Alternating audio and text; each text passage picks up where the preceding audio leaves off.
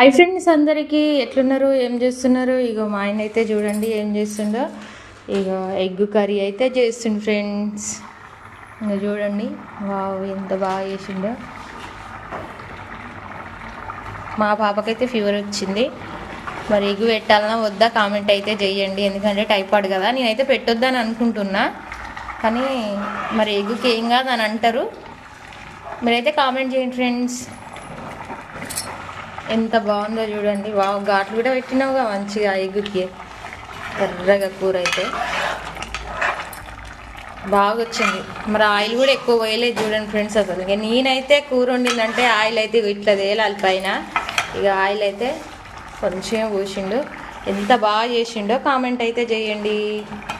Okay friends, మరి మీలో ఎంతమందికి ఇష్టమో కామెంట్ చేయండి ఫ్రెండ్స్.